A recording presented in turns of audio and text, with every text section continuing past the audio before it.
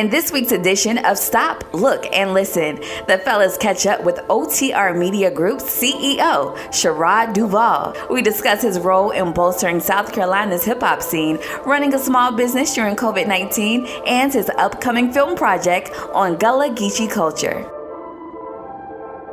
Well, we want to get into some biographical stuff real quick, man. Sure, man. And I don't know if you even know this or remember it.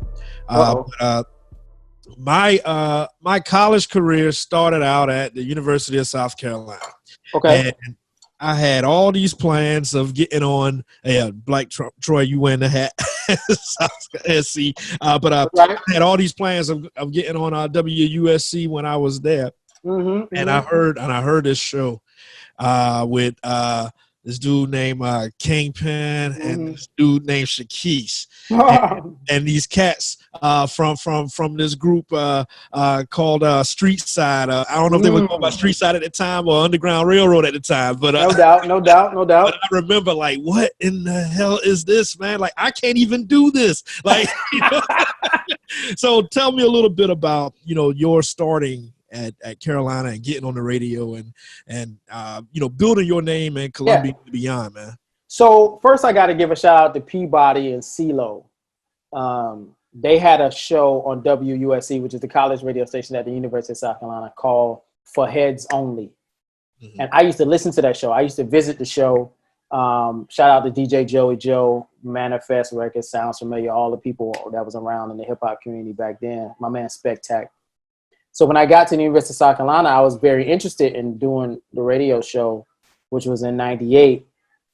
And I heard it was a guy that was already doing a hip hop show, but I didn't know any information about it.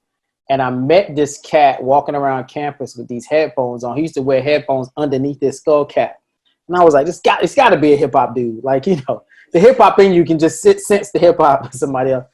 And lo and behold, it was Kingpin.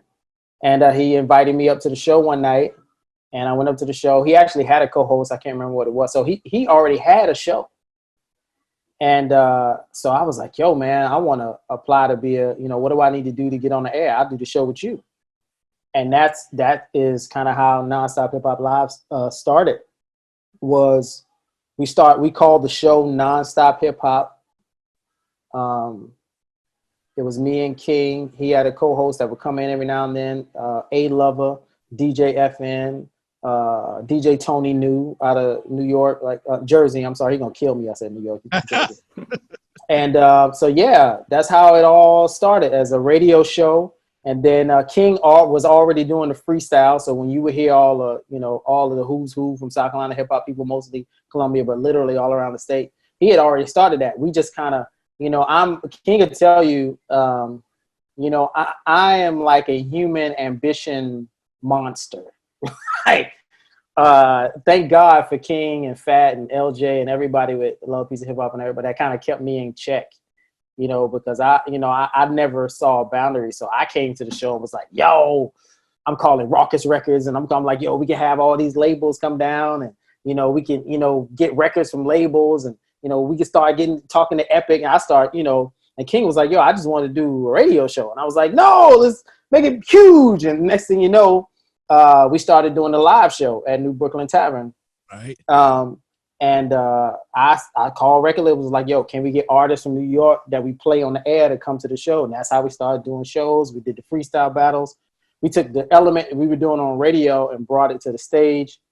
And then it just kind of grew from there. And that literally was what we did. Even when we left radio, college radio, we kept Nonstop Hip Hop Live going. Fat and L came aboard around the mid to early 2000s. And then, eventually that turned into Love, Peace, and Hip Hop due to some circumstances that happened with another musical event in the city. And and that's how it all started. But it really all germinated from Kingpin. And my crazy, coming in with all types of crazy ideas. And, so, shout out to my brother King over at Turntable City. He has a record store. I don't know if y'all know that, but Turntable City over in Lexington, South Carolina. And is doing very well. And shout out to him and all my the Waring family. Those are my people. Can you discuss a bit because I know a lot of people find it odd to believe that we had a space for East Coast hip hop in South Carolina. And I went to college thinking that I was one of the only people that, was, because I was always like the only one in my hood that listened to East Coast hip hop. Like a little bit about how you were able to basically create a home base for everybody that loved East Coast hip hop. Well, I think what made, first of all, the radio show so popular with hip hop folks was there wasn't like a thing. And it really kind of spread through word of mouth. We didn't really do a whole lot of, we did promotion on campus, but a lot of the people that got attracted to nonstop hip hop when we were on the radio was just through the radio and not having a space to go rap, or have local music play. Because that was our whole thing. Like, yo, send in your music. We would review it. If it was dope, we added the rotation. We on Friday, I think it was either Friday nights or I can't remember, Thursday nights, we would have a freestyle night once a month. I think it was Into the Cypher was what it was called, and people would come up and people just thought, yo, did you hear about, you can go up to the radio station and rap, or yo, you can get your record played. And we would even do interviews with artists. You know what I mean? Like if you had a record, we would bring the artist up, do an interview live on the air, have you introduce the record, just like any other radio show. And so that right there, because there was so few outlets in South Carolina that was allowing that to happen, it kind of was down on its own. So like we had a built-in audience of folks when we started the live portion of the show.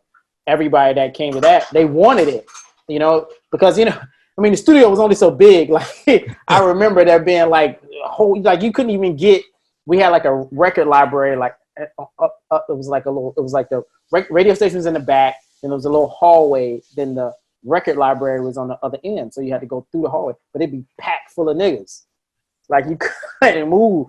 So we knew people needed a space to kind of hang out, and you know how it is when you're a hip hop head, like you just want to be where the hip hop is at. You don't have to really even do nothing, you just want to be there. And so it kind of going from that to radio to the live show kind of happened naturally. And, and then once we started doing, so like, yo, why don't we take the artists that we play on the radio, putting them on stage? So locally and nationally. And again, it was just kind of more like spread, word just went around. You can go see Master Ace in Columbia. What? Cool G Rap in Columbia. What? KRS-One, like, are you kidding me? Like, I'm there. Like, where? At our New Brooklyn, I think it was your birthday, MOP. And MOP. Yeah. I had too much fun that night. So. MOP. Yeah, we were drunk and we was pushing everybody around. Yeah, man. It was a lot of, but there was a need, just like any other, wherever you have a problem, wherever you have a need, if you can feel that need. And I think the key for us was quality. That was really always our thing. Even when we were saying that started with playing the stuff on the radio. Like me and King would review local music, and if it wasn't good enough, we wouldn't play it because we knew that people wouldn't listen if it wasn't quality. We took that attitude to the live show. So when, we got a lot of requests from local artists to perform, and a lot of people we said no, and that actually worked to their advantage. Because our whole thing was, me and King's whole thing from the very beginning was, we want to train artists to blow. Like, we don't want to train artists. We don't want to let you get on stage just to get on stage. We're looking for artists that the crowd is going to enjoy, number one, right? People don't want to be bored. I hated going to local shows and it's just a bunch of local artists, but 98% of them whack, and so you just want to go home. Like, our people that came to our shows enjoyed hip hop music. So they didn't mind new music. It just had to be dope. And so we set the standards high on radio, and we kept those standards high on live performances. And I think that's what connected, because that system allowed for people to grow fans. So you had artists you never heard of that were local artists you couldn't believe was from South Carolina on stage, and people were like, "Oh my God, who's Dan Johns? Like, where's he from? Like, where'd they find this guy?" Or, somebody like Piezo, or even like a Lil Rue, or Fat Red, of course, Street Side. You can go on and on and on. The names of Superstition.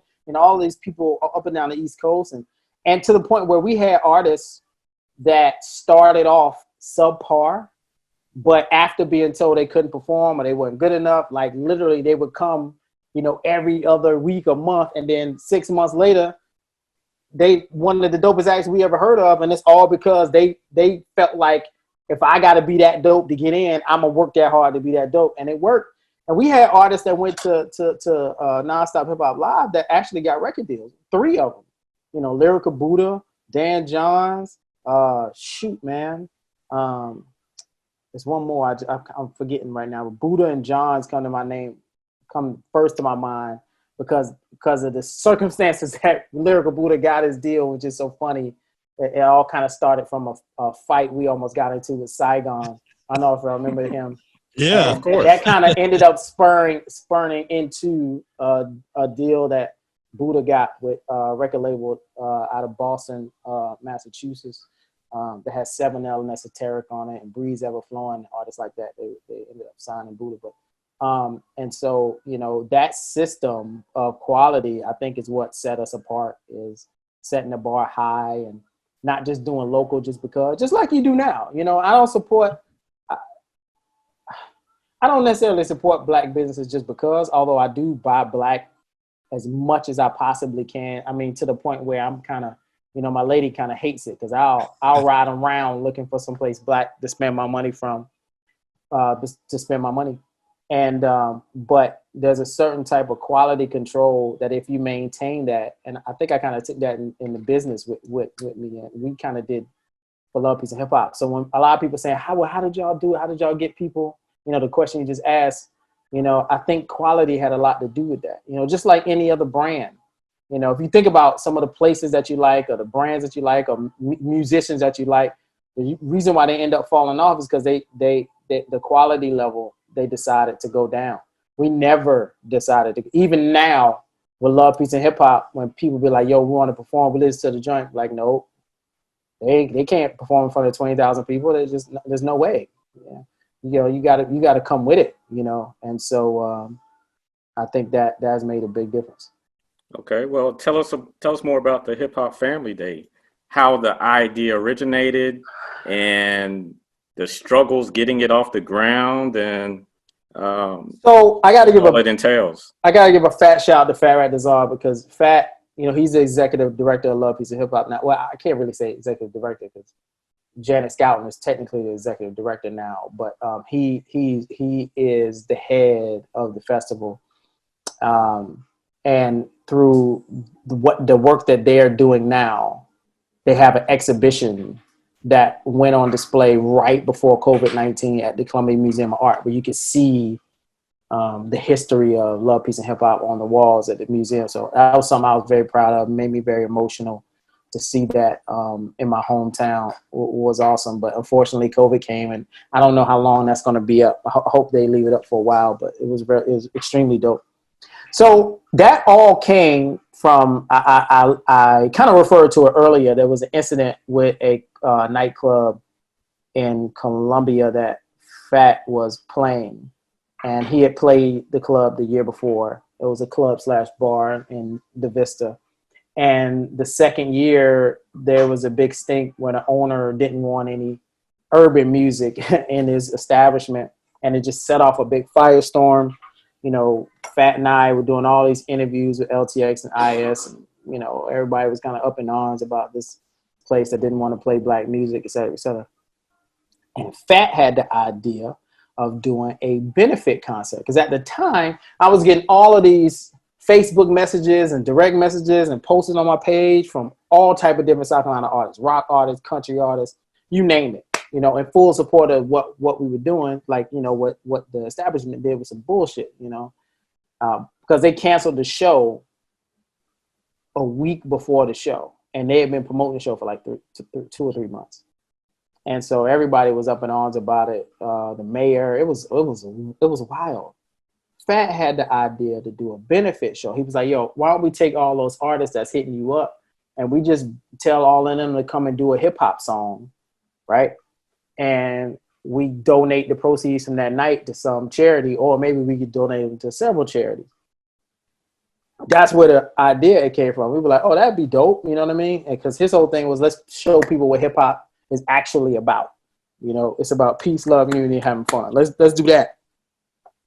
Again, I told you already, I'm the ambition machine. So, so when he was like, let's do this one show, one night, you know, it could be a few hours, do it at some venue that already is down what we're doing. I had a city councilman hit, they were like, well, what do you guys plan to do? And I was like, we're planning to do this show. And they were like, well, why don't you just do a festival? If you do that, the city will sponsor it. You know, we might be able to give you funding for it. So my eyes went back to King and Fat. I was like, yo, that was dope, but what if we do this? You know? And so that's kind of how it happened. And we ended up, like, at the last minute, the city put in a special request for funding for us. It was a measly amount of money. It was like $12,000, something like that. It was nothing. You know, not to do a festival in the middle of the street. You know, you got to pay for cops and advertising. We had to get an artist. Who you gonna get for 12 grand? You know, let alone where's the advertising budget gonna come from? You know, if you spend $1 grand on advertising, now you got 11 grand. You got to block off the street. You got to get cops. Now you got 10 grand. Like, it just goes down and down. But thankfully, you know, me being in the music business for so long as Shekeese the Beast, you know, radio and TV and all that, I had a lot of connections in the industry, and we were able to land Kumo D for a great deal. And that first show, that first year, 2013, we thought we were going to have, you know, we were like 500 people. We'd be happy. You know, we had one little block on Main Street, one little block, you know, little strip, you know, 500 people. We was like, we out of here. 4,000 people, you know, the first year. And we cried, you know, and it has just, where it's grown now, you know, it's just, you know, being in Family Circle magazine and being in the museum, having these, you know, having Don Staley come every year and having national sponsors. And it's just, it's incredible how it's grown. And but it still has that same ethos that Fat started it with, which was, let's show people what hip hop really is: peace, love, unity, and having fun. And it now has turned into everything from a full-fledged organization. So now, you know, Columbia Hip Hop Family Day, World Famous Hip Hop Family Day is the name of the event. And then Love, Peace, and Hip Hop is the organization that does all of the events throughout the year, everything from the museum display to fundraisers for nonprofit organizations. It means so many different things, you know, sponsoring shows throughout the year, working with nonprofits to do hip hop based events, to use our power as hip hop acts and use that as kind of a magnet to draw people to behind good organizations. And so, you know, it has been quite a journey. When you take a look at what you ended up moving into from radio and then moving into making films, and good friend of ours, brother of ours, Eclipse, made this well. and I remember him, you know, coming to me talking about shoot a video and stuff, and I was like, you know what, I don't have the skill set. And he told me that, well, we got Shekeese, he gonna do it. And I was like, where Shekeese make videos? And he was like, yeah, man. Like, he was like, so then we get down there for the shoot, and it's like the whole world of South Carolina hip hop is crazy. There. Like, how did you come up with the concept for the joint and everything? Whole Army. Yeah, Whole Army. What's the name of that record? I don't know, man.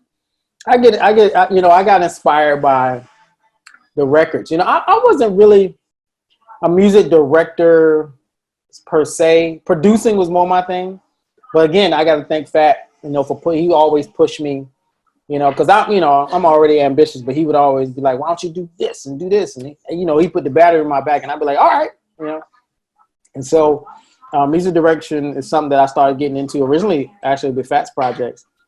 And with Whole Army, you know, I would just listen, just like any other music video I would do. I would just listen to the record and get inspired by the record. And I just, you know, what do I see when I see this music video happening? Like, what does it look like? And so the idea to get all of the people there, I don't think was mine. It could have been. I feel like that was more of Eclipse's idea. But I know somewhere in there we talked about this whole idea of Whole Army, you know. And I was like, well, shit, it's gonna be Whole Army. We might as well, can we make it look like an army, you know, And so had Dan, instead of Dan just coming, I was like, Dan, bring your whole entourage, Fat, bring your whole entourage, everybody down the street side, Clips, bring your whole entourage. And then if there are any producers or anybody else that's available around that day, anybody that participates in hip hop in any way in South Carolina, they come up too. And so that's kind of how that worked. But I don't think that was my idea to make it an army, but it could have been, but I don't remember it that way. But I think the idea might have came from Eclipse, and then again, I just pumped it full of steroids. I think that might have been what happened, because that's kind of my MO. And so, yeah, man, that's how a whole army came about. Mm-hmm. And then if I know, Troy, that you want to go into the documentary shortly, but I just want to I want to put this out there. Yeah. The Fat Rat video. Which one? I think Fat that one. Yeah. That's like my favorite joint. Oh man. I'm gonna give you your props right now, because I still watch that video regularly, man. Thank you, man. It's dope, bro. Now that I consider that was my idea, because at the time I was managing Fat, DJing for Fat, doing these videos, and going on the road. Our shows were straight up street hop. Fat ain't no slouch on the lyrics, and it's going to be street. And then Shekeese the Beast was very loud and brash and in your face. So, and our shows were very tight, but it was like me and Fat would always say it'd be like a hammer. It's like we hammering people when we get on stage. When we would go out of town, then we would leave the stage, and it wouldn't be like the reaction would never be what we wanted. It would always kind of be like, whoa. Yeah. And we couldn't tell if people were scared or impressed. You know what I mean? I remember that. We were like, damn, man, are we scaring people, or are we impressing people? We couldn't tell. So I was like, yo, we need something to, Fat is like a big teddy bear. If you know him, he's a clown. He's just a jokey, lovey kind of guy. That's his nature. He's just a loving creature. And I was like, yo, people need to see that side of you. And so that was kind of the idea around Fat Rat. It's like, man, let's let people see that side. Since the song is called Fat Rat and it's about you, let's let people see that side of you. So that's where that came from. Let's do something. Let's just take a blank canvas and just have some fun, have some breakdancing in there, have people doing goofy shit. Had Sean came through with the monkey costume. Yeah, we had a good time, man. It was it was a way for people to see another side of Fat. And, it really worked, man. When Fat would do that, to this day, when he does that song at shows, people still show a lot of love, because that was one of a lot of people's favorite songs by him. And, it showed the side of Fat that I think is what you would get every day from Fat if you was to meet him. So, yeah. All right. You're listening to Stop, Look, and Listen with LaTroy Gardner and Mario Washington. Special guest Sherard Duvall, aka Shekeese the Beast. Same person. Yep. So tell us about On the Real Media Group. What made you decide to step into filmmaking? Did you go to school for it? I did. And also, what inspires you when you come up with the concept? Whether it's like the Gullah Geechie project, or anything in the local Columbia community that inspires you? What tells you I want to do a documentary on this? So, little known fact, I don't even know if it's how much of a little known fact it is anymore, but because I say this in a lot of interviews, because I get asked that question a lot, is I was a film major when I was at USC, but the problem was I was Shekeese the Beast when I was at USC. So a lot of people thought I didn't go to school there. People would see me on campus and be like, yo, guess who I seen walk around campus today? Like, he go here. I seen Shekeese on campus like he a student. And I'd be like, fool, I'm in class like y'all. But, I was on the radio at that time. And around that time, I was still doing appearances on Rap City and all that kind of stuff too. So the idea of me being at USC, and I would be on the radio every day. I was at noon every day. And so for me to be on the radio and then people to see me, it was kind of like, there's no way, that's not real. Because he was just on in the car. But But I've been a fan of film since I was a kid. Something I always wanted to do. And just a long story short, when I got out of high school, the college that I was going to go to, I couldn't get in at the last minute because I didn't have the funding. You know, they ended up sending me a check in like May or June. And they were like, you know, you're like some odd thousands of dollars short. It was like somewhere around 12, 13. I can't even remember. I found the paperwork the other day, as a matter of fact. It's at Berkeley College of Music. Because I was showing it to my lady. I actually tried to apply to Berkeley College of Music as well in Boston. Yeah. Hold on. Receipts. Can y'all see that? Wow. What's the date on this? See, receipts. 1997. See, this is facts. Man. All that people can see that. Because I think Quincy Jones went there. Berkeley. And here's my acceptance letter right here. You don't see that? It's facts, people. Anywho, I didn't have the money. Oh, that wasn't the acceptance letter. That was the letter you see is June. That's when I had a bunch of money to pay, and they were like, "Hey, man, are you going to pay us or what? What's happening?" And I was like, "I can't go." Ended up calling. I was in Upper Bound at USC. Ended up calling my counselor at Upper Bound. I was like, "What can you do?" They were like, "Well, what else do you want to do?" I said, "I've always wanted to do film since I was a kid." They said, "Well, they just opened up a film program at this place called McMaster College at USC. You can get a media arts degree and major in film. You want to do that?" I said, "Yep." And that's what I did. That fall, I enrolled at USC. And, you know, I've been doing film the whole time. So when people knew me as Shekeese the Beast, I was doing film. As a matter of fact, I took my first full-time gig in 2004. I was working at a company called Genesis Creative at the time that became Genesis Studios, became a producer while I was there. And so while I was at Genesis, my career in the film world started taking off, especially after reality TV really popped off, right around 2007, 2008. The economy died, but reality TV was taking off. And so what would happen was these shows would send out a director or a cameraman or, you know, a producer, but they would need a producer on the ground.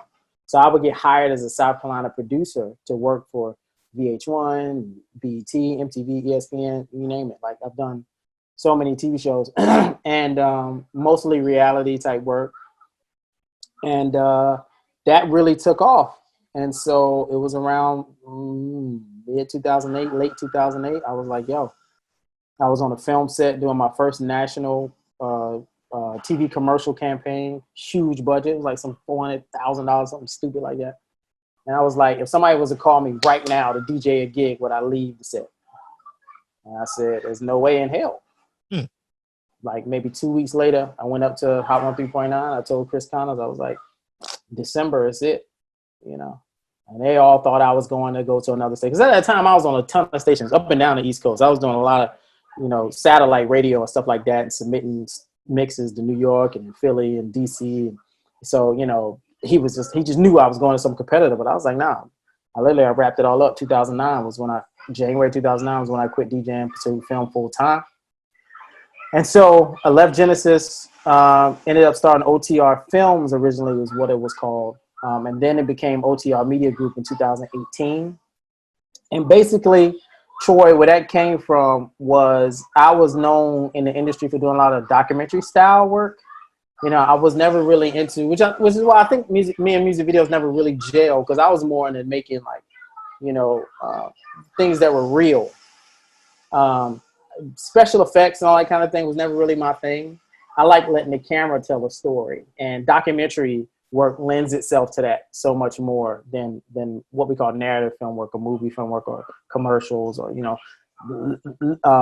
people would call me when they wanted something to look authentic, or if, you know, if they had the president of some company was like, how can we make him look like a regular human and relate to people kind of thing. And so that's where On the Real came from, because OTR stands for On the Real. And so it was a mixture of the fact that real, you know, is what I like to do with the camera. And then I was a hip hop person. On the Real was just a popular phrase of, you know, on the real just means, you know, being real, being authentic. You know, I got it from that large professor, down on the real. Y'all remember that? What was that, Main Source? Mm-hmm. So that's where it came from. And so that's where On the Real Films came from. I turned it into OTR Media Group in 2015. I left the Nickelodeon Theater, and I knew I wanted to go full steam. Because at the time, when I originally did OTR Films in 2012, it wasn't my main thing. It was just on the side. In 2015, when I left the Nickelodeon Theater, I said, I want to do this full time, but the company needs to be big enough to sustain. You know, anytime you're launching anything, you got to think about your finances. And so I was like, I want to be able to live off of it. So it took me from 2015 to 2018 to build up the work that I wanted the company to be known for, which leads me into Saltwater Vibes. Actually, what I wanted to do with OTR Media Group was say, okay, documentary film is what I want to do. We want to do that on a large national scale. So that's media content. If people come to us for short form documentary work, we can do that too. But media literacy is what I fell in love with when I was the director of media education at Nickelodeon Theater. So I knew media education would become a big part of what we did. Working with media literacy is what we do, doing professional development, curriculums, workshops, etc. And then the last leg of that is media strategy. Everything from strategic planning for organizations that are trying to market to African-American communities in the Southeast, to companies that just need media consulting. You know, if they need to figure out how to do a digital file system for their organization or any of those kind of things, we do that too. And so it took me, I didn't want to rely on my resume for the company to work. I wanted to have the work that we did reflect where I was, and where I was mentally was in doing work and using my resources to be able to tell South Carolina stories and put South Carolina in kind of a bigger map, particularly as it comes to African Americans or people that are descendants of the transatlantic slave trade or the African diaspora. I specifically wanted that to be what our work spoke to. Not to say that we don't do other work too, but that is our focal point, and that's how I developed the brand, Troy. OTR Media Group's branding. Shout out to Jessica Boyd and Tiffany Hughes, who I love. I work with all the time. I knew when I came up with the brand, after I had all the work, the pieces that I thought could fit into that 3-tier framework, that were all new, were all fresh. I wasn't relying on my resume from VH1 and none of that. Matter of fact, you don't even see none of that on the website. I don't push that narrative because I'm a hip hop fan. And I don't know if y'all remember Outkast, Andre had this line where he said, "You only funky as your last hit." Mm-hmm. You know? So I live by that. Like, I don't want to rely on stuff I did 10 years ago. What am I doing right now? And Exactly. This is the work I'm doing right now. And this is why I'm doing it right now. This is what I'm doing it for. And Tiffany and Jessica, soak that up. And so everything about OTR Media Group is very African-centered, African-American centered, the colors, the logo, the fonts, it's all centered around that theme of that it is working on the behalf of African Americans or people of African descent. And so that's why Saltwater fits into that world, because it's the Gullah Geechie history, the Gullah Geechie narratives, Gullah Geechie, thinking of it in an Afrofuturist way, is something that people are unfamiliar with, even in South Carolina. And so I was introduced to that world heavily on another project that I was on as a producer. And then along the way, I had this idea for this type of project. Ended up talking to Ron Days, who many people know from Gullah Island. He was a buddy of mine. And when I pitched the idea to Ron, he was like, my son be talking about making some kind of new music for Gullah culture. You need to talk to my son about that. So I hit up Simeon. Literally, Simeon's next email was, "Yo, this is crazy. When can we do this?" And so that's how that came to be. And putting those kind of stories in the national spotlight are very important to me. And I just, in general, feel like it's always important when you have resources, particularly outside of the place that you come from, It's how can you use those resources to benefit the place that you come from. And so that's what OTR Media Group is all about, and that's hopefully what Saltwater will do as well. When can we expect to be able to see Saltwater? Oh man, we're just in development, so it's still early. We haven't even started production yet. Probably 2023, 2022 maybe, but most likely spring 2023 is what we're shooting for. The film is about two things. Number one is about Gullah Geechie identity, particularly for the 20 to 40-year-old demographic. For a long time, the Gullah Geechie was kind of like a slur. It wasn't like something people were proud of being. Everything from hiding your accent to not wanting to speak Gullah, were things that people did. But the new generation is very proud of being Gullah Geechie, very proud of being from Saltwater is what they would say.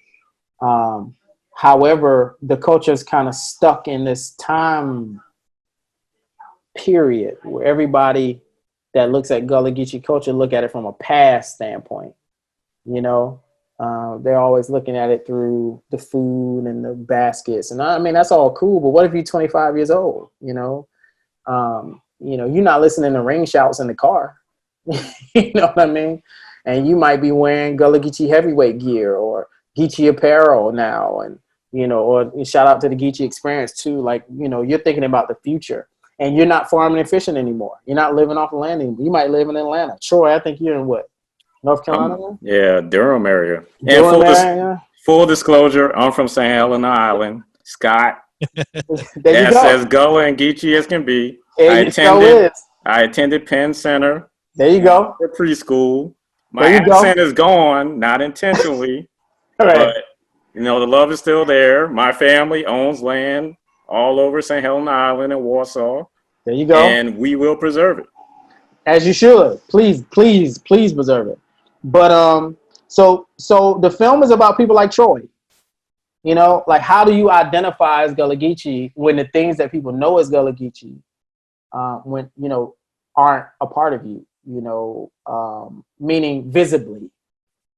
How do you keep the culture alive when you're not crabbing, you're not living off of farming and fishing all the time? I'm not saying that you don't do it recreationally, but a lot of people just aren't doing that anymore, like Sarah and Simeon. And so, so that's one part of it is identity. How are you identifying, when you're a culture that's within a culture that's within a culture? That's the thing about Gullah Geechie culture that makes it so unique. You got all these Africans, enslaved Africans from all these different places in West and Central Africa that were kind of thrown in this new land. And over time, they just meshed and did what Black people always do and came up with a whole new culture.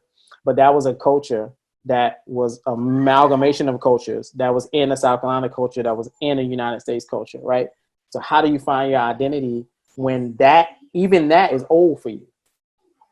And then the other part of the film is looking at, okay, so we're looking at identity, but we're also looking at, can we create something that people that identify as Gullah Geechie can rally around? Some type of what I call a cultural vehicle. What a lot of African diasporic communities do is they create some kind of vehicle to move the culture forward. In America, we did it with hip hop. In Jamaica, they did it with reggae, which became dancehall. In the Caribbean, reggaeton. Everywhere you not reggaeton in the Caribbean, soca. Reggaeton is more Puerto Rico. But the grime scene in the UK. And so, but where's that sound for the Gullah Geechie? Where's that modern sound that represents someone like Troy? Because if you're Gullah Geechie, the Southern style of hip hop don't really represent you, right? Because their history and the way they talk and the way they live and their culture is not really represented by like an Outkast. You know what I mean? It's in the South, but it's a saltwater marsh life. It's a crab life. It's and Troy could probably tell you better than I could, it's different. I would almost say we would mirror New Orleans more so than Atlanta. Yep. I would agree with you. And that's not even all the way, because New Orleans got their whole own thing that's separate, you know. But I think Troy is right, you know, and like New Orleans, you know, they have a whole different style of music than Atlanta does. It's a whole completely different style of music with bounce music. And so, you know, that's the other thing we're looking at with the film is where is that, can we find that music for Gullah Geechie culture that can be this new, young, modern, contemporary sound? So, you know, this film will take us from America all the way back to the continent of Africa. We're gonna spend some time in Sierra Leone and then back in America and find the musicians that can help us over the course of 2 years, kind of see if we can find it. It might work, it might not work. We don't know, you know.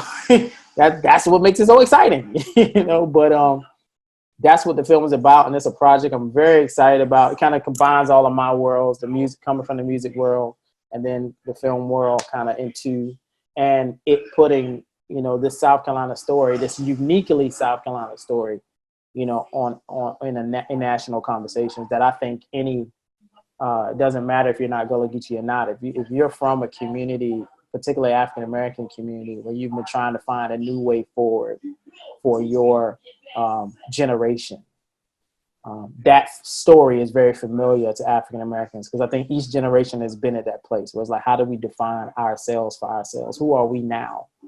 And that's what the film is all about. Nice. So, quick story. I work at University of North Carolina at Chapel Hill. There you go.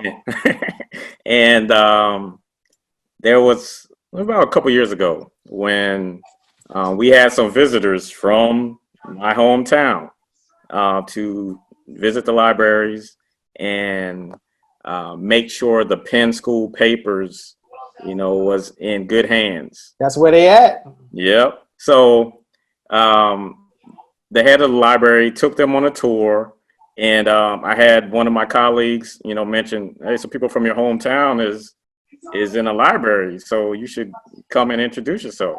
So I went out and saw, you know, the representatives from Penn School. I told them I'm from St. Helena Island, and a few of them cried, and they're like, who are you related to? Who's your people? As, of course, we would say.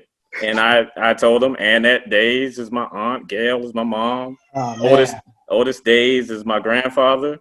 And they was like, I went to school with your aunt, and when we get home, I'm gonna let her know that I saw your nephew. Man! And it was just an amazing, touching situation, because they were like, wow, somebody from our backyard is working here, and our history is going to be protected, because we know as long as you're here, nobody's going to do anything, you know, wrong with our papers. So, and you know, I'm assuming you know how protective Gullah Geechie are over that culture and the land. They take it very, very serious, and it's a treasure, man. You know, it's one of those things, man. When I first got introduced on the last project I was on, that I couldn't believe I didn't know. You know, as an African American, and Mario, you might be able to attest to this. I don't know if Troy, because Troy was born on St. Helena, so he may not relate. But as an African American, you grow up not thinking you have any ties to Africa, like at all. Absolutely, it's a foreign. We weren't talking about Africa when I was growing up as a kid, like none of that. You know, you wouldn't even think about Africa, and then people would be almost kind of clowning. Africa. Boys in the Hood, you know? Scene in Boys in the Hood, the African booty snatcher scene. Yeah, that's how we all grew up. And so, you know, to find out, and I was an African American studies minor when I was at USC, to find out that there were places in South Carolina where people still had cultures that they practiced from Africa. I was like, there's no way. That can't be possible. Like, we don't, as African Americans, we don't have that, you know, which is one of the things that a lot of people in the African diaspora will say about African Americans. You know, it's hard for them to see Africa in us. Whereas, as opposed, if you go to Jamaica or Haiti or South America or the Caribbean, you know, you can see Africa in the food and the dance and the culture and the way they talk. You can see the pieces there. But in most African Americans, you really can't. And so when I heard about this place, and, you know, I went down there and I saw like these. So on the continent, I've been in Africa a couple times, Senegal and Ethiopia, Ivory Coast. There's these things. Actually, my lady told me about that I've seen with my own eyes, where they make rice in these big bowls that kind of stand up. And there's this, I forgot what they call it, but they beat the rice, right? I would see that thing on people's back porch. Wow. On St. Helena Island. Blew my mind. I was taking pictures, sending back to my lady, like, yo, this is, I'm tripping. Like, I'm tripping. Like, you mean to tell me? And then, like, the language, you know, the Gullah Geechie language is so similar to, like, Nigerian Pidgin or, like, the Creole language in Sierra Leone. Like, it's so, a lot of the words and phrases and whole sentences are similar. Like, I was like, how am I Black and from South Carolina and I don't know this? That there are Black Americans that are in America that still have ties to the continent of Africa. That is it blows do you know my that mind. there's an actual African village in Seabrook, South Carolina? It's called the Oyutunji African Village. Yeah. So yeah, after we get off, I'll send you the link. I know all about it. That's Okay. another. That's not the same thing. That's something different. I went to high school with a lot of them, and I'm telling you, I'll just leave it like that. That's something I don't. That's not Gullah Geechie culture. That's something totally different. And that's about all I'll say. But I am very familiar with that. Okay. That community. Shout out to them and what they're doing. But if you want to go to the continent, I suggest you actually go to the continent of Africa as opposed to South Carolina to visit. You can't visit Africa and South Carolina, just like you can't visit Paris and Louisiana. You got to go to France. You know what I mean? So I think that's the best way to experience it, is to go experience it. Right. Yeah. Tell everybody how they can find all they want to know about OTR Media Group. OTR Media Group, we're everywhere online. The website otrmg.com, but if you Google OTR Media Group, you could probably find the website, or also Facebook or Twitter or Instagram. Very easy to find. And check out some of the stuff that we've done. You can check out some of the information on Saltwater Vibes. It's already come out. Excuse me. And some of the other projects that we worked on and are working on now. And so, yeah. Sherard Duvall. Word up. Brother. And we appreciate you spending some time with us, man. It's been a long time, Mario and Troy. Good to see y'all still active. Good to see y'all still alive. And y'all, please be safe out there, man, because we gotta be smart right now. So please be safe.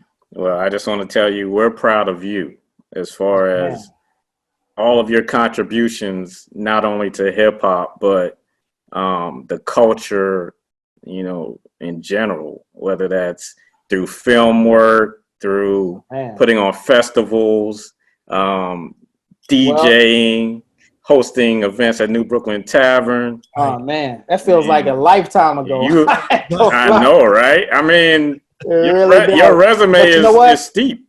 But you know what? It's still so much work to do. Again, I live by that motto. You're only as funky as your last hit. So I love that. Thank you so much. I'll take those flowers while I'm alive. But it's not over yet. We still got more work to do. And big shout out to Jonathan Green. I see that Jonathan Green picture behind Exactly. Another saying.